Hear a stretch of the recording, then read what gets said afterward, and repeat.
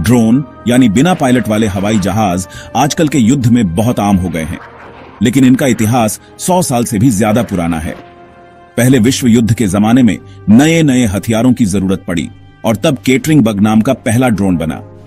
इस ड्रोन का नाम इसके बनाने वाले चार्ल्स केटरिंग के नाम पर रखा गया था। यह असल में एक उड़ने वाला बम था। इसे एक तय रास्ते पर उड़कर निशाने पर जाकर फटने के लिए बनाया गया था। केटरिंग बग का इस्तेमाल युद्ध में ज्यादा नहीं हुआ, लेकिन बिना पायलट वाले हवाई जहाज बनाने की दिशा में यह एक बड़ा कदम था। इसने दिखाया कि बिना पायलट के हवाई जहाजों का इस्तेमाल लड़ाई में हो सकता है। दोनों विश्व युद्धों के बीच के समय में ड्रोन के साथ और भी प्रयोग हुए, जैसे कि रॉयल नेवी का क्वीन बी। ये रेडियो से चलने वाले हवाई जहाज de Havilland tiger moth biplane से बनाए गए थे और इनका इस्तेमाल निशानेबाजी की प्रैक्टिस के लिए होता था। माना जाता है कि ड्रोन शब्द क्वीन बी से ही आया है। दूसरे विश्व युद्ध में ड्रोन तकनीक में बहुत तरक्की हुई। जर्मन सेना, जिनके पास मित्र देशों जितनी हवाई ताकत नहीं थी, उन्होंने V1 फ्लाइंग बम बनाया। ये क्रूज मिसाइल फ्रांस से छोड़ी जाती थी और लंदन और दूसरे ब्रिटिश शहरों में दहशत फैलाती थी। आज के हिसाब से ये बहुत साधारण थी, लेकिन V1 ने दिखा दिया कि बिना पायलट वाले हवाई जहाज लंबी दूरी के हमलों के लिए इस्तेमाल हो सकते हैं। मित्र देशों ने भी रिमोट से चलने वाले बम वर्षक विमानों के साथ प्रयोग किए। ये विमान, जो अक्सर पुराने बम वर्षकों को बदलकर बनाए जाते थे, खतरनाक मिशनों में इस्तेमाल होते थे, जैसे कि ज्यादा सुरक्षित जगहों पर हमला करने के लिए। शीत युद्ध के दौरान ड्रोन का विकास और इस्तेमाल जारी रहा।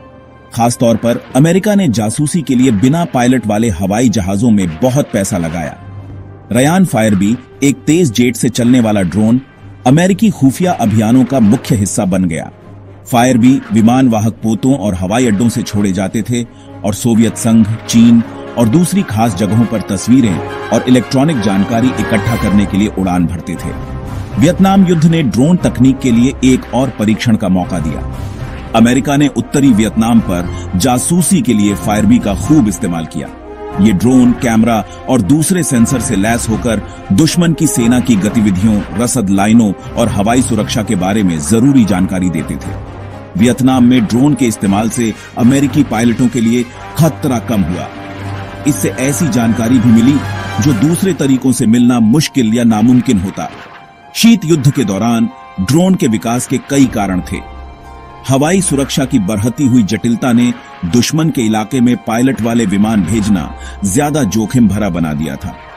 जरूरी जानकारी तुरंत पाने की जरूरत भी आ रच गई, क्योंकि शीत युद्ध तेज हो रहा था। ड्रोन, जो खुद उड़ान भर सकते थे और जमीनी स्टेशनों को जानकारी भेज सकते थे, इन चुनौतियों का हल थे। शीत युद्ध के खत्म होने के बाद भी ड्रोन का महत्व कम नहीं हुआ, बल्कि युद्ध के बदलते स्वरूप, जिसमें छोटे छोटे संघर्षों और आतंकवाद विरोधी अभियानों पर ज्यादा जोर दिया जाने लगा, ने बिना पायलट वाले हवाई जहाजों के लिए नए अवसर पैदा किए। 1990 के दशक में ड्रोन की एक नई पीढ़ी का उदय हुआ, जिसका सबसे अच्छा उदाहरण जनरल एटॉमिक्स MQ-1 प्रीडेटर था। यह मध्यम ऊंचाई, लंबी अवधि वाला ड्रोन, जिसे मूल रूप से टोह लेने के लिए डिजाइन किया गया था, आधुनिक युद्ध में क्रांति ला देगा। प्रीडेटर का सबसे बड़ा फायदा यह था कि यह लंबे समय तक निशाने वाली जगह पर मंडरा सकता था और लगातार निगरानी कर सकता था। इलेक्ट्रो ऑप्टिकल और इंफ्रारेड कैमरा और सिंथेटिक अपर्चर रडार से लैस प्रीडेटर दिन रात मौसम की परवाह किए बिना जानकारी इकट्ठा कर सकता था। यह इस जानकारी को तुरंत जमीनी स्टेशनों और मैदान में मौजूद कमांडरों तक भी पहुंचा सकता था। प्रीडेटर की क्षमताओं का पहली बार 1990 के दशक के अंत में बाल्कन में प्रदर्शन किया गया, जहां इसका इस्तेमाल नाटो सेनाओं ने बोस्निया और कोसोवो में संघर्ष की निगरानी के लिए किया। 11 सितंबर 2001 के आतंकवादी हमलों के बाद युद्ध में प्रीडेटर की भूमिका काफी बियाराज गई। अमेरिकी सेना, जो अब आतंक के खिलाफ वैश्विक युद्ध में शामिल थी, ने अफगानिस्तान और इराक में खुफिया, निगरानी और टोही मिशन के लिए प्रीडेटर तैनात किए। बड़े इलाकों पर लगातार निगरानी करने की प्रीडेटर की क्षमता ने इसे अल कायदा और तालिबान लड़ाकों की तलाश में एक अनमोल चीज बना दिया। चौथा भाग, बवंडर काटना, MQ-9 रीपर और आतंकवाद के खिलाफ वैश्विक युद्ध। इराक और अफगानिस्तान में प्रीडेटर की सफलता के बाद MQ-9 रीपर बनाया गया, जो एक बड़ा और ज्यादा सक्षम ड्रोन था। रीपर हेलफायर मिसाइलों और लेजर निर्देशित बमों से लैस निगरानी और हमले दोनों तरह के मिशन कर सकता था। इसने ड्रोन युद्ध में एक बड़ा बदलाव किया, मुख्य रूप से टोही से ज्यादा आक्रामक भूमिका की ओर। रीपर जल्दी ही मध्य पूर्व और उसके बाहर अमेरिकी आतंकवाद विरोधी अभियानों का मुख्य हिस्सा बन गया। इसका इस्तेमाल अल-कायदा और तालिबान नेताओं के खिलाफ लक्षित हत्या अभियानों में और साथ ही जमीनी सैनिकों की लड़ाई में मदद के लिए भी बड़े पैमाने पर किया गया था। कम से कम नुकसान के साथ सटीक हमले करने की रीपर की क्षमता ने इसे विद्रोहियों के खिलाफ लड़ाई में एक जरूरी हथियार बना दिया।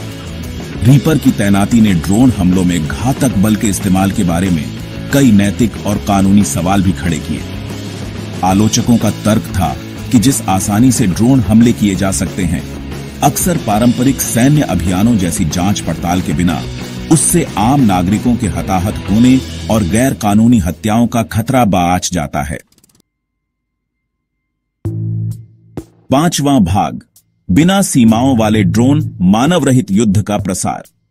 ड्रोन तकनीक का प्रसार आधुनिक युद्ध के सबसे महत्वपूर्ण रुझानों में से एक है। ड्रोन अब केवल बड़ी सैन्य शक्तियों के पास ही नहीं है, कई देशों और साथ ही गैर राज्य समूहों ने भी बिना पायलट वाले हवाई जहाज हासिल किए हैं और तैनात किए हैं। इससे ड्रोन तकनीक का प्रसार हुआ है और मानव रहित युद्ध में शामिल होने की बाधाएं कम हुई हैं। ड्रोन के प्रसार के कई कारण हैं। तकनीक की घटती लागत ने छोटे देशों और समूहों के लिए ड्रोन को ज्यादा किफायती बना दिया है।